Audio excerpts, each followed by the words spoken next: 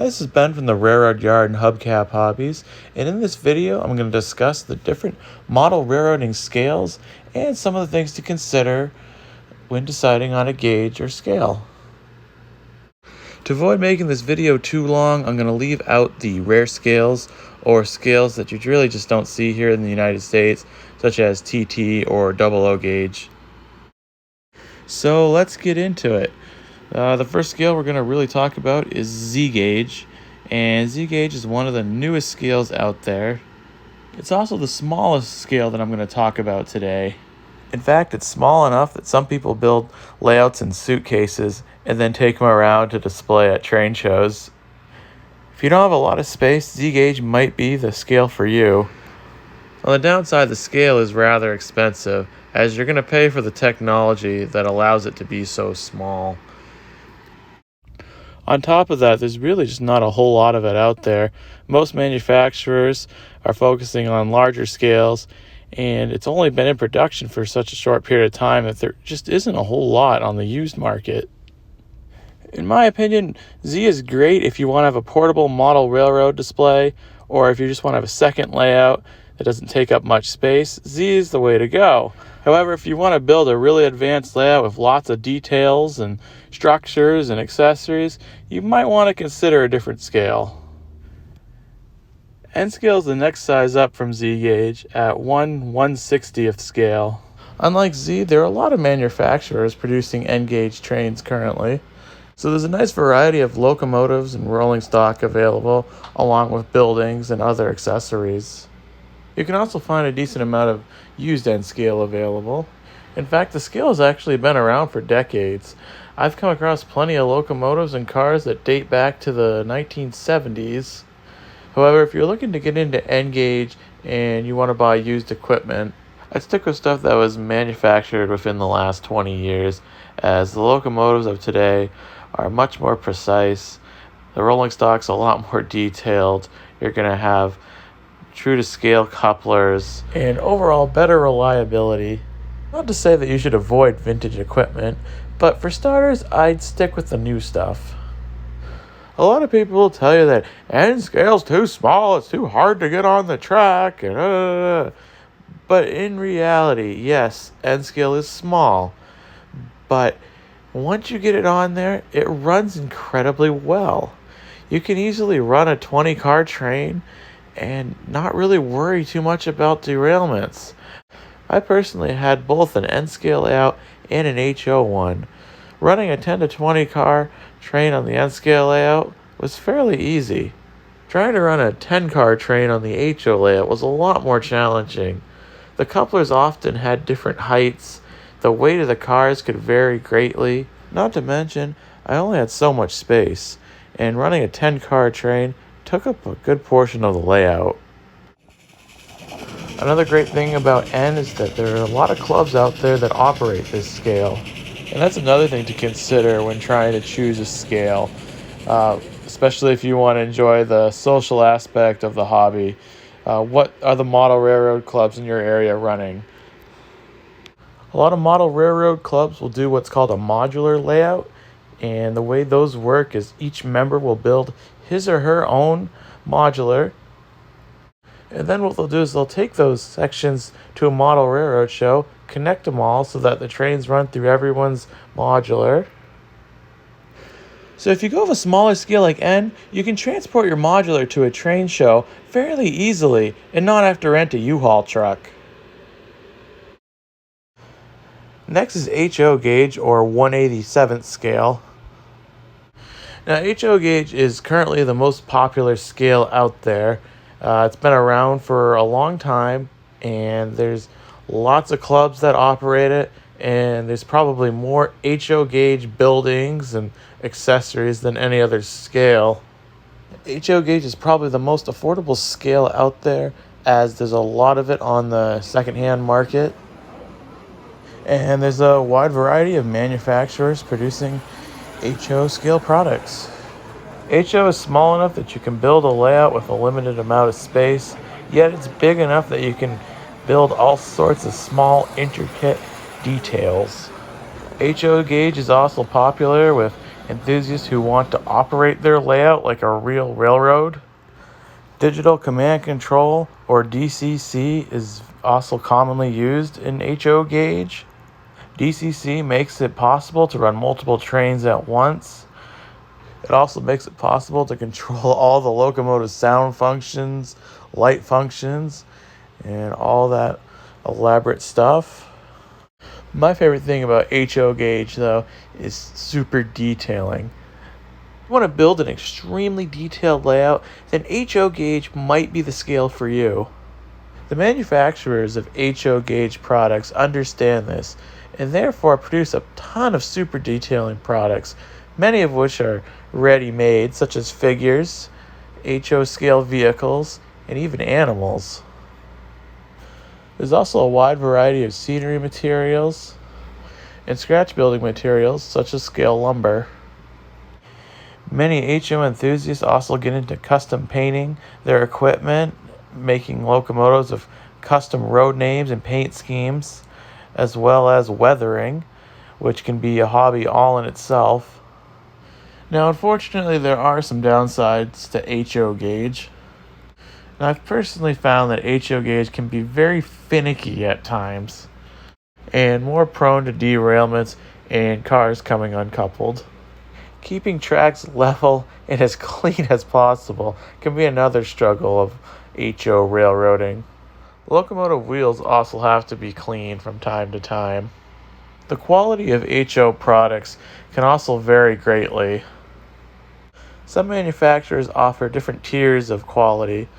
Companies such as Bachmann and Athearn have entry-level locomotives that are budget-friendly, but also some higher-end, well-detailed locomotives equipped with digital command control, working lights, and sound effects. However, even the entry-level locomotives of today are going to outperform most of the locomotives from 30-40 years ago. The quality of today's HO track is also a lot better than it used to be. I'd recommend going with Code 83 track, as it's the most accurate in scale, and every HO club that I know of is using it. On top of all that, there's also HON3, which is still HO scale, but narrow gauge. Now obviously the tracks are going to be half the size as your traditional HO tracks, so in this case, N-scale track would be used. HON3 locomotives and cars are about half the size as your full-scale ones.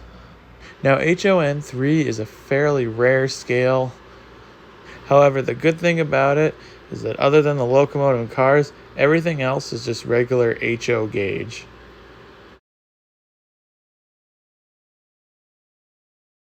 Next is ON30.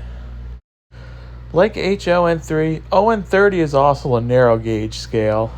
Only in this case, it's O-scale narrow gauge, and as you probably figured out, it runs on HO scale track. ON30 is one of the newest scales out there, and is growing in popularity faster than any other gauge. In fact, the last show that I attended had 2 or 3 ON30 layouts.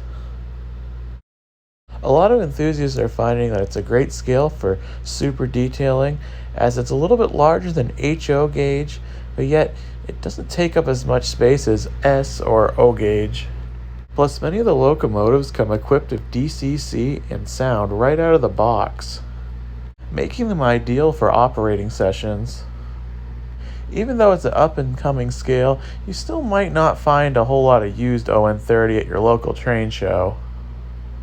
Currently, Bachmann is really the only large manufacturer producing ON30. Thankfully, they have put out a pretty good selection of locomotives, passenger cars, and rolling stock. And as the scale continues to grow in popularity, you're going to see more of a selection in the near future. Next we have S-Gauge. Now S-Gauge is most associated with American Flyer. Like Lionel, American Flyer started in the early part of the 20th century. It was a division of the A.C. Gilbert Co., the company that invented the Erector set. American Flyer ended up becoming Lionel's main competitor. Although Lionel was the bigger company, American Flyer did have one advantage in that their trains ran on a two-rail system, as opposed to Lionel with its third middle rail.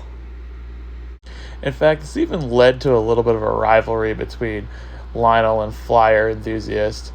Flyer enthusiasts saying that Lionel had the hideous third rail, but Lionel fans would argue back that the coupler system on American Flyer trains was highly unrealistic. Even to this day, though, some enthusiasts still argue this point. Despite the rivalry, Lionel ended up buying out American Flyer in the 60s and continued to produce trains under the American Flyer name. Even to this day, Lionel is still producing trains for its S-Gauge line under the American Flyer name. However, unfortunately, S-Gauge has been in the decline in recent years. Even though Lionel still makes S-Gauge, there's just not as much of it being produced right now. So there's not going to be as many options as far as locomotives and cars, and structures might be kind of hard to come by. In fact, I had a friend who told me he used to know a dealer of American Flyer trains. He told me he went out of business after all of his customers died off. Despite this, though, there's still a hardcore group out there that really appreciate S-Gauge and S-Gauge railroading. If you're more into the collecting side of the hobby and want something a little different, S-Gauge might be the scale for you.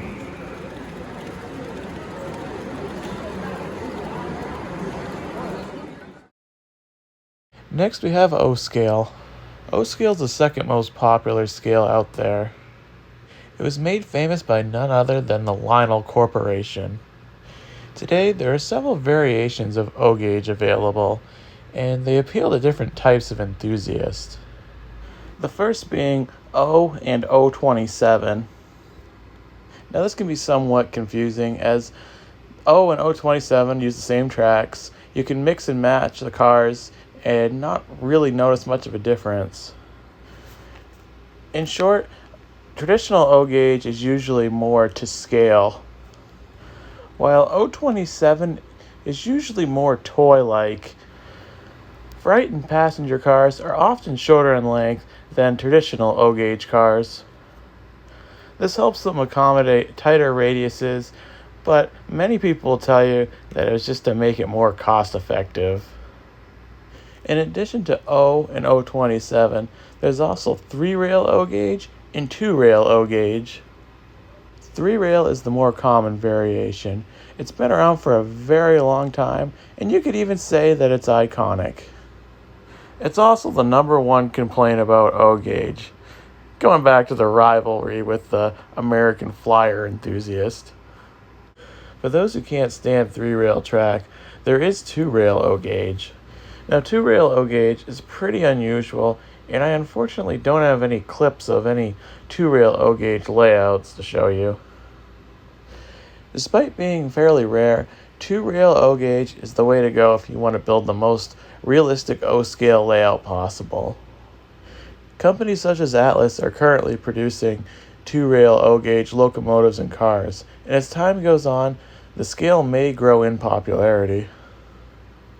O-Scale isn't always about building a super detailed, elaborate layout. Many prefer to build layouts that have tracks that cross over and under each other and have lots of operating accessories like a Lionel log loader or a Lionel coal loader. Enthusiasts will often light up their layouts with everything from street lights, interior building lights, crossing gate lights, and more. The scenery may only consist of a green rug and a few trees and shrubs here and there. Even though these layouts aren't the most realistic, many enthusiasts appreciate that old-time, classic toy look.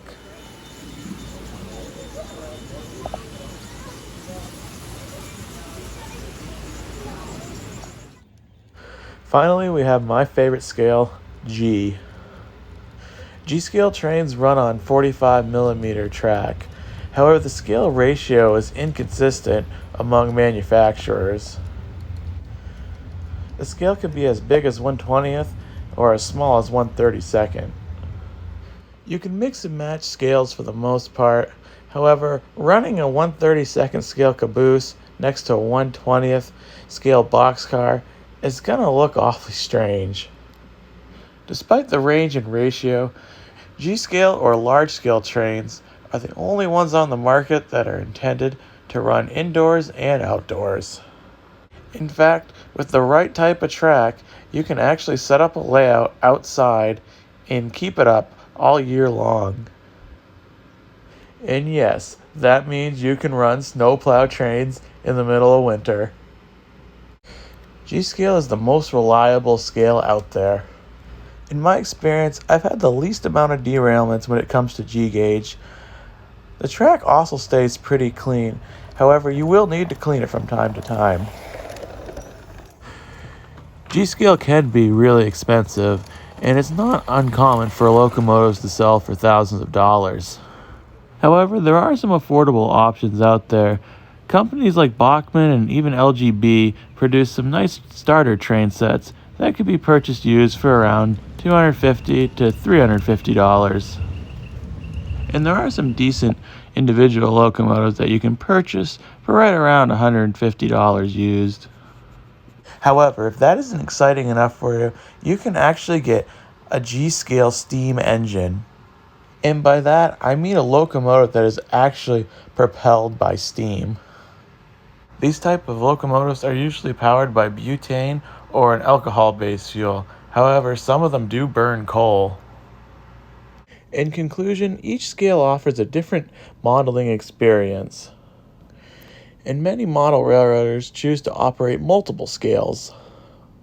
If you have the space, building multiple layouts is a great way to keep yourself interested in the hobby long term. Anyway, thanks for watching, and if you have any scale-related questions, post them in the comment section below, and I'll do my best to answer them.